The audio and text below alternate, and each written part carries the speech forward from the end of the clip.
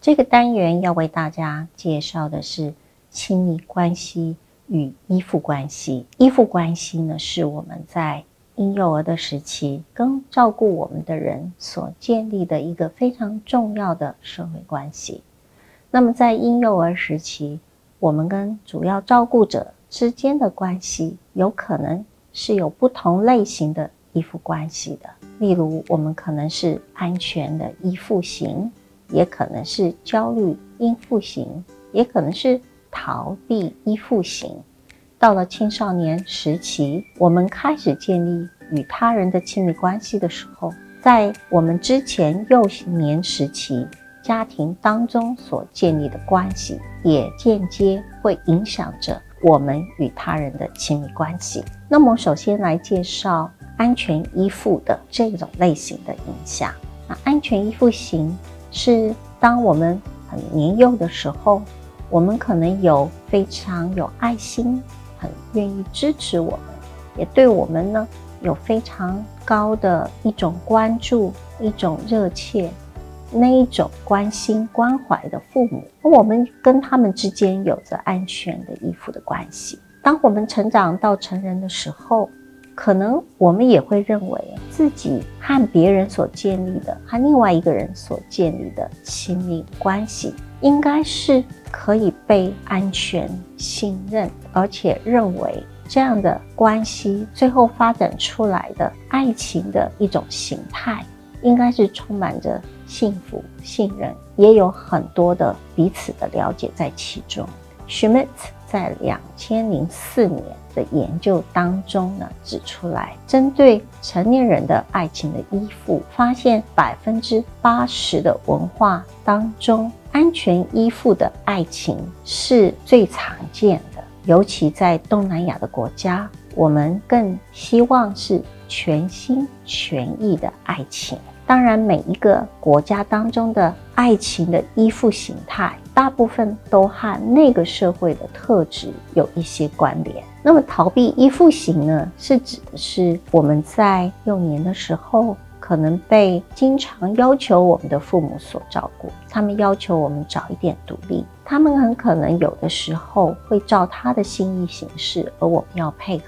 还有很多的时候，我们可能做的一些事情，父母亲不是很满意，会对我们有一些批评。我们在逃避依附型的儿童后来成长成为青少年和成年人的过程当中，我们也发现他们非常强调独立性，对爱情的伴侣通常也不是那么容易信任，甚至于也觉得对方不一定喜欢他们少了一点浪漫，也很少能够维持一个非常长久的关系。在关系当中，他们比较不希望太靠近，他们也比较少能够享受身体的接触。大部分的时候，他们认为亲密的关系的维系可能有一些长期社会所认为的价值观，譬如说伴侣是不太容易改变的，男生跟女生的需求不太相同，但是我们并不知道他们是不是真正的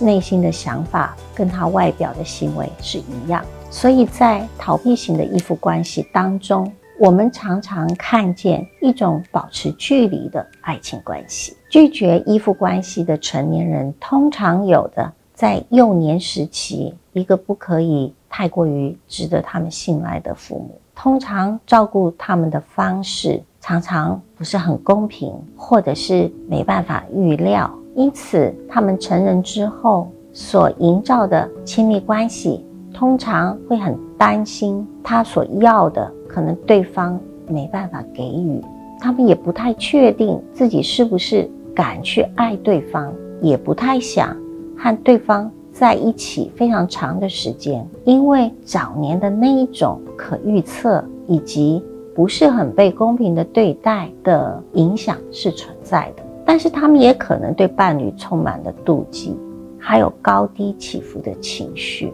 也很可能对伴侣给他们的情感的回应，有时候是感觉是失望的，甚至于有的时候是绝望的。但是他们有的时候的情绪反应表露出来他们的需求，不过经常表现出来的时机点或者是方式有一些的不恰当，因此就得不到他的伴侣的适当的回应了。在一些纵观研究当中发现，早年的亲子互动品质跟成年初期的亲密关系和内在工作模式是有关联的，而且是能够预测成人初期的亲密关系的指标。在一项研究当中，我们在探讨亲子品质的时候呢，是以研究前5到23年当中，在家庭当中进行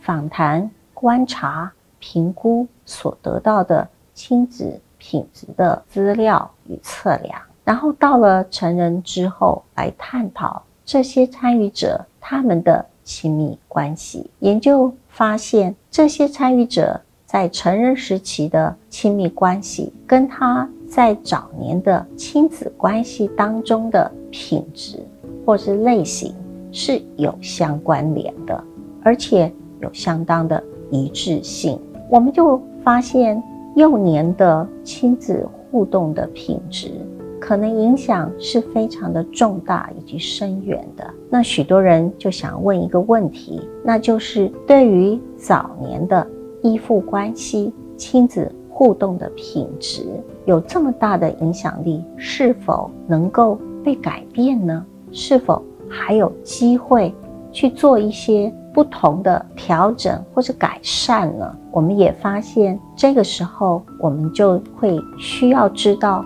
是跟谁建立亲密的关系了。因为负面的亲子经验虽然可能会带到成年人的亲密关系当中，但是我们在成长过程当中，我们对世界的观点，我们的内在的工作的模式也是一直不断的被更新的。所以当一个成年人他有机会形成建立一个好的成功的令人满意的亲密关系的时候，他们也是有可能改变他们原有的内在工作模式。我们刚才说到，这有一些是取决于新的伴侣他的个人的特质。假如有一个新的伴侣，他跟我们接触的时候是用一个非常安全、值得信赖的方式跟态度，而且还可以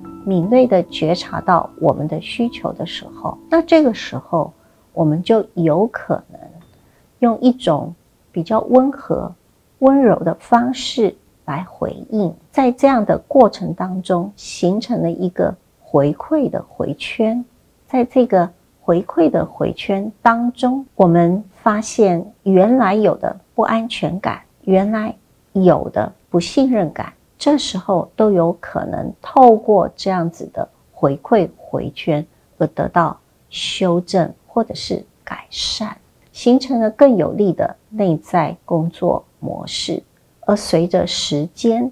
的互动，对双方都会产生一种成就感，互相的感激，并且更加满意以及充满着幸福的互动。我们在这一节当中为大家介绍几个主要的早年依附关系的类型，以及他们对亲密关系的影响。我们希望透过这样子的介绍，能够让大家对于早年的亲子关系的品质跟成年时期的亲密关系的一种影响有的比较多一点的面向的了解。